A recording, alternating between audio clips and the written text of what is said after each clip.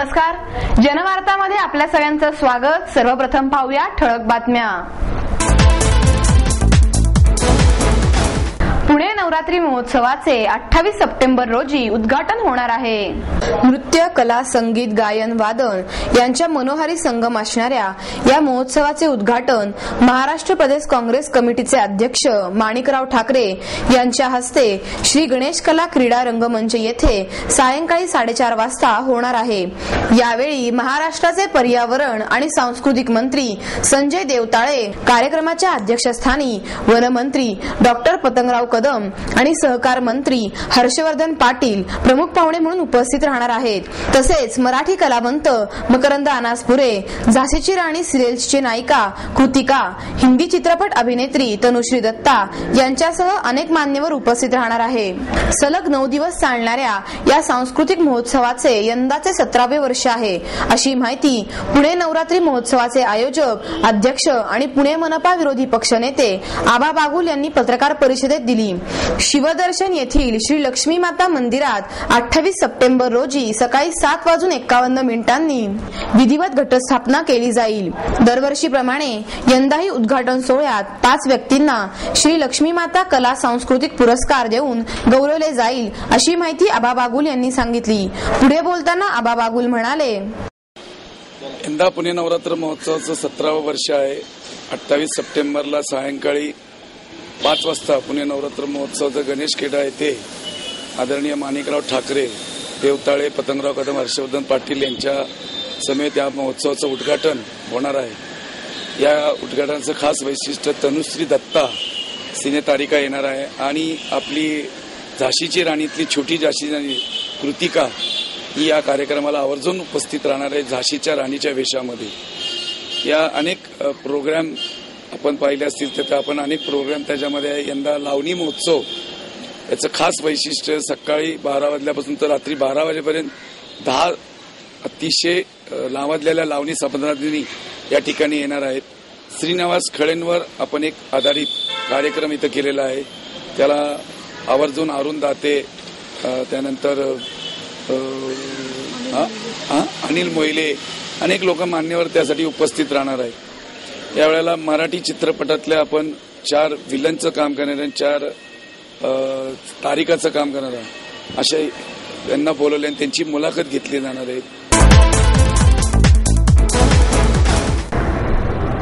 सुंदर अक्षर हाच खरा दागिना या गोष्टीशी अनुरूप अशी सुंदर हस्ताक्षराची पांडुरंग गोखले यांनी जोपासना केली आहे।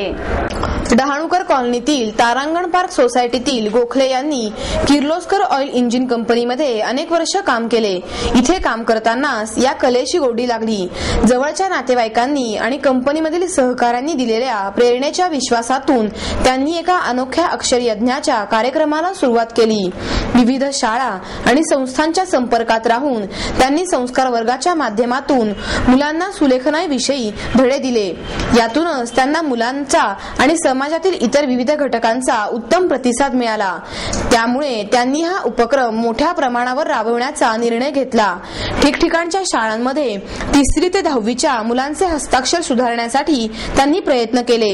आतापर्यंत त्यांनी जवळजवळ 75,000 विद्यार्थ्यांसाठी आणि समाजातील विविध स्तरातील लोकांसाठी हस्ताक्षर प्रशिक्षण वर्ग घेतले आहेत। हस्ताक्षर सुधारण्यासाठी येत असलेल्या मुलांचा उत्साह पाहून मिळणारी शक्ती आणि लहान मुलांना त्यांच्या पद्धतीने शिकवण्याची आवड 69व्या वर्षीही उत्साह टिकून राहतो, असे गोखले यांनी सांगितले।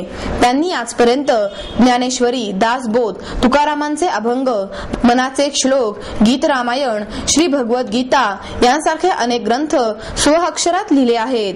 कोथरूडमधील अनेक संस्थांमार्फत मुलांना हस्ताक्षर कला शिकवण्यासाठी त्यांचे प्रयत्न सुरू आहेत। पुढच्या काळातही अनेक ग्रंथ स्वअक्षरात लिहिण्याचा मानस असूनही ते मोठ्या उत्साहाने व्यक्त करीत आहेत। नमस्कार, माझं नाव अरविंद उर्फ पांडुरंग रामचंद्र गोखले। गेले 15 वर्ष जवळजवळ मी अक्षर यज्ञ या नावाखाली किंवा अक्षरबोध या नावाखाली मुलांना हस्ताक्षराविषयात सुधारणा करण्यासाठी म्हणून मी मार्गदर्शन करत असतो।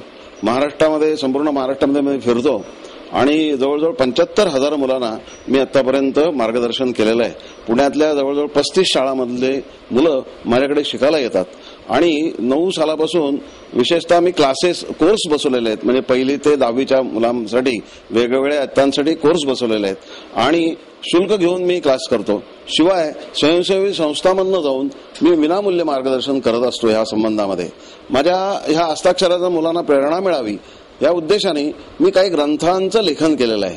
ते ग्रंथ म्हणजे श्रीमद भगवद्गीता, दासबोध, गीता रामायण, मनाचे श्लोक, ज्ञानेश्वरी, श्री रविशंकरांचे 200 लेख, तुकारामांचे अभंग, अशा अनेक प्रकारचं विपुल लेखन मी माझ्या हस्ताक्षरात केलेलं आहे. त्याचे अनेक ठिकाणी प्रदर्शनही झालेली आहेत आणि त्या प्रदर्शनातनं अनेकांना प्रेरणाही मिळते. आज अनेक ठिकाणी स्वयंसेवी संस्थांमधनं किंवा शाळांमधनं मी नेहमीच किंवा हिंगणेश्वरी शिक्षण संस्थांसारख्या शाळांमधनं किंवा स्वरूपवर्धिनीसारख्या संस्थांमधनं मी जाऊन मुलांना नेहमी सतत वर्षभर मार्गदर्शन करत असतो. आणि माझ्याकडे घरीच मी हे क्लासेस घेतो आणि या क्लासेसला मुलं येतात माझ्याकडे शिकायला, मोठेही येतात. आणि आता सगळ्या वर्तमानपत्रातनंही 2004 सालापासून विशेषतः सगळ्या पुण्यातल्या वर्तमानपत्रातनं मला प्रसिद्धी मिळालेली आहे.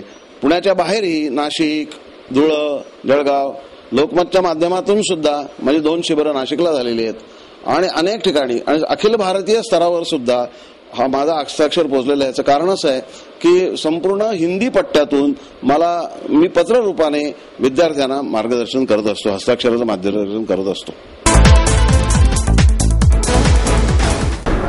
अनुबंध सेवा प्रतिष्ठान ट्रस्टच्या वतीने 23 सप्टेंबरला परिसंवादाचे आयोजन करण्यात आले आहे. पोलिसांनी केलेले नियम पाळले नाहीत असे दाखवून यावर्षी पोलिसांनी शहरातील अनेक महत्वाच्या आणि मानाच्या गणेश मंडळावर गुन्हे दाखल केले. सुरक्षेचे कारण दाखवून मागील 3-4 वर्षापासून पोलिसांनी नवरात्रातील चतुर्शृंगीची यात्रा अशीच संपवून टाकली. तशीच परिस्थिती गणेशोत्सवाबाबत होईल का अशी शंका कार्यकर्त्यांमध्ये निर्माण झाली आहे.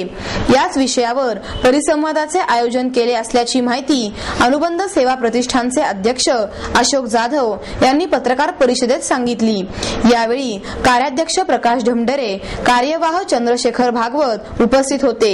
येत्या शुक्रवारी भारत इतिहास संशोधन मंडळ येथे सायंकाळी 5 वाजता परिसंवाद होणार आहे. यामध्ये श्रीमंत दगडूशेठ हलवाई ट्रस्टचे अध्यक्ष अशोक गोडसे, अखिल मंडई मंडळाचे अध्यक्ष अण्णा थोरात, संजय बालगुडे, श्यामराव मानकर, रवींद्र माळवतकर, प्रवीण परदेशी, श्रीकांत शेटे, अण्णा देशमुख, धीरज घाटे आदी मान्यवर सहभागी होणार आहेत. श्री परांजपे स्कीम व्हेंचर्स आणि डिग्निटी फाउंडेशन या स्वयंसेवी संस्थेच्या वतीने ज्येष्ठ नागरिकांसाठी रिटायरमेंट इंडिया एक्स्पो 2011चे पुण्यात आयोजन करण्यात येणार आहे. हा मेळावा पुण्यातील गणेश कला क्रीडामध्ये आयोजित केला आहे. या मेळाव्यात ज्येष्ठ नागरिकांसाठी योजना, उत्पादने, सेवा पुरविणारे निवृत्तीनंतरच्या जीवनाशी निगडीत सुमारे 20 प्रकारे विविध व्यवसाय सादर करण्यात आले असल्याची माहिती डिग्निटी फाउंडेशनचे संस्थापक अध्यक्ष डॉक्टर शैलू श्रीनिवास यांनी दिली. रिटायरमेंट इंडिया एक्स्पो 2011 हा उपक्रम 10 सप्टेंबर 2011 ते 24 ऑक्टोबर या कालावधीत पुण्यासह अन्य मुंबई, बेंगलोर आणि हैदराबाद अशा देशातील 5 शहरांमध्ये आयोजित करण्यात येणार आहे. या मेळाव्याचे उद्घाटन शहराचे महापौर मोहनसिंग राजपाल यांच्या हस्ते होणार आहे. या एक्स्पोमध्ये पुण्यातील ज्येष्ठ नागरिकांना एक अर्थपूर्ण उत्पादक जीवन जगण्यासाठी उपयुक्त अशा असंख्य विविध संधींची ओळख करून देण्यात येणार आहे. राजकीय मतदारसंघाचा विचार केला तरी ज्येष्ठ नागरिकांचा त्यामधील सहभाग खूपच लक्षणीय असतो असे श्रीनिवासन यांनी सांगितले. परांजपे स्कीमच्या असलेल्या आणि ज्येष्ठ नागरिकांसाठीचा देशातील एक अत्यंत आघाडीचा गृह प्रकल्प म्हणून नावाजलेल्या अथश्रीच्या सहयोगाने या रिटायरमेंट इंडिया एक्स्पो 2011चे आयोजन करण्यात आले. या एक्स्पोची इव्हेंट पार्टनर कंपनी असलेल्या व्हिजन इंडियाच्या व्यवस्थापकीय संचालिका जानकी रामन म्हणाल्या, या उपक्रमामध्ये सहभागी होण्यासाठी आम्ही ज्यांना तयार केलं आहे त्या व्यावसायिक भागीदारांच्या नावांची यादी अत्यंत आकर्षक आणि उत्सुकता वाढवणारी आहे. एक्स्पोच्या तिसऱ्या दिवशी 25 सप्टेंबर रोजी वर्ल्ड एल्डर्स डे असून तो सायंकाळी 4 वाजता कार्यक्रमाच्या ठिकाणी साजरा केला जाणार आहे. यावेळी ILCIचे अध्यक्ष डॉक्टर SD गोखले प्रमुख पाहुणे म्हणून उपस्थित राहणार आहेत. समाजाची गरज ओळखून दूरदृष्टीने निर्णय घेणारे उद्योजक यशस्वी ठरतात, असे मत किर्लोस्कर उद्योग समूहाचे संचालक संजय किर्लोस्कर यांनी व्यक्त केले. प्राज इंडस्ट्रीज आणि सिम्बायोसिस इन्स्टिट्यूट ऑफ बिझनेस मॅनेजमेंटच्या वतीने स्पिरिट ऑफ एंटरप्रिनरशिप या पुस्तकाचे प्रकाशन संजय किर्लोस्कर यांच्या हस्ते करण्यात आले. यावेळी प्राज इंडस्ट्रीजचे संचालक प्रमोद चौधरी, थर्मॅक्स कंपनीचे व्यवस्थापकीय संचालक MS उन्नीकृष्णन, प्राचार्य विवेक साने उपस्थित होते. या प्रसंगी बोलताना प्राज इंडस्ट्रीज लिमिटेडचे कार्यकारी अध्यक्ष प्रमोद चौधरी म्हणाले, स्पिरिट ऑफ एंटरप्रेन्युअरशिप या महा एंटरप्रेन्युअर पुरस्कार 2010 विजेत्यांच्या सक्सेस स्टोरीजचे केलेले केस स्टडी मधील रूपांतर अनेक एंटरप्रेन्युअर्स घडण्यासाठी सहाय्यभूत ठरेल असा आम्हाला विश्वास वाटतो. कुठल्याही संस्थेच्या यशामध्ये मग ती स्वयंसेवी संस्था, निमसरकारी संस्था, ट्रस्ट असो अथवा प्राज किर्लोस्कर ब्रदर्स लिमिटेड, थर्मॅक्स यांच्यासारखे यशस्वी उद्योग असो, एंटरप्रेन्युअर हे अगदी पाठीच्या कण्यासारखे असतात. या महा एंटरप्रेन्युअर पुरस्काराच्या माध्यमातून आम्ही अशा एंटरप्रेन्युअर्सला त्यांच्या प्रभावशाली नेतृत्व, समर्पण आणि उद्यमशीलतेचा सत्कार करण्याचा आमचा प्रयत्न असतो. 2011 साठीच्या महाउद्योजक पुरस्कारांसाठी नवीन अर्ज खुले झालेले आहेत. मला अशी आशा आहे की यावर्षीही आम्हाला अशाच अनेक यशस्वी उद्योजकांना अनुभवता येईल. यावेळी बोलताना संजय किर्लोस्कर म्हणाले, आजच्या तरुण उद्योजकांमध्ये कल्पनाशक्ती जबरदस्त आहे, परंतु स्पर्धात्मक युगात झटपट यशाच्या ते मागे लागल्याने उद्योग फार काळ टिकत नाहीत.